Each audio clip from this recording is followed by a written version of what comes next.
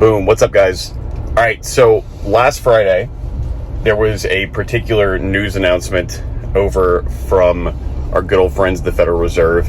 And I don't know if a lot of you guys saw this or not, but essentially they're openly talking now again for maybe the second or the third time about this quote-unquote CBDC, central bank digital currency thing. Now, if you guys have been following my channel for any time in the last year and a half, you guys know I've talked about that for a while, right?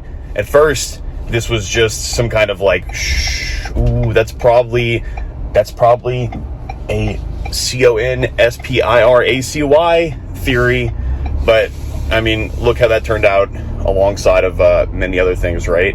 All the things that were considered to be a conspiracy are now pretty much factual. So, and you guys know how I feel about that if you guys have been listening to me for some time. And that means that there's probably some pretty bad things to come, considering if this thing ends up getting rolled out. And by the way, guys, if you guys listen to Jerome's speech, and you guys can listen to that.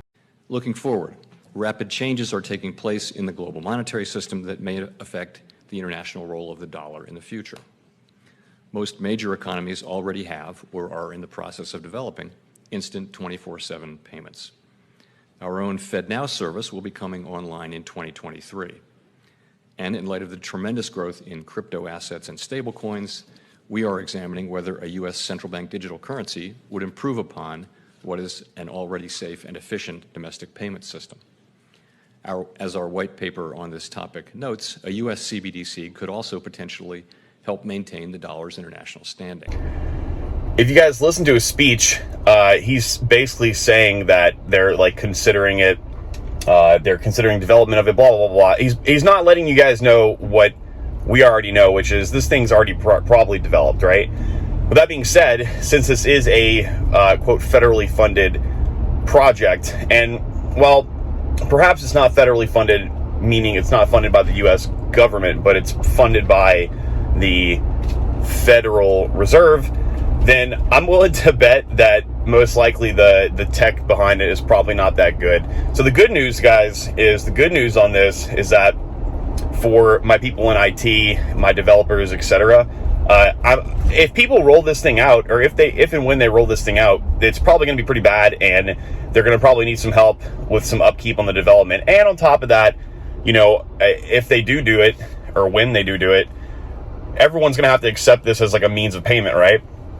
Which means that there's probably going to be, or needing to be, lots of payment processing facilitating software behind it. So the good news for us guys is that there'll probably be some pretty good opportunities to do some development for this. And, you know, if you are in the whole crypto sphere and you're a developer, that's just a little bit more of an advantage for you, right?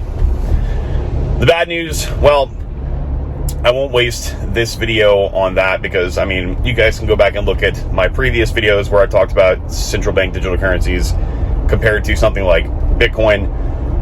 But bad news is, well, it might not be the best thing as far as, like, you know, things like sovereignty and freedom go. But I do think that there is also some hidden good news in all this, and I think that maybe, just maybe, other countries, other people, other companies, people who don't necessarily align or trust anything that these people are recommending for us to do anymore, I think those people might potentially look somewhere else for some sort of open, free, 24 hours a day, limitless settlement payment layer, etc. I think you guys can take a guess at what I'm talking about here. But let me know. Let me do an experiment. Let me know how you guys feel about this. I'm curious how many people that are watching this video would just openly and willingly use some kind of new digital currency from the banks without really any benefit to you, right? So what I mean by that is if they just say, okay, everybody, we have this new central bank digital currency, and if you want to use it, you can. If you don't want to use it, you don't have to. How many people out there would just go ahead and just use that out of convenience? And then I want to also know, what about if they were to offer everybody something like $1,000 a month, or the first 100 people to apply for this thing, we're going to the first 100 people we pick that apply to use this thing, we're going to give them like $100,000. Similar to some of the things they did in China when China rolled out their digital yuan. Would any of you guys apply to use it like that?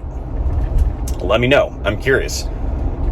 Comment in the little comment box below and let me know how you guys feel, because I'm legitimately curious about this. All right, guys, that is it. I am out. As always, see ya.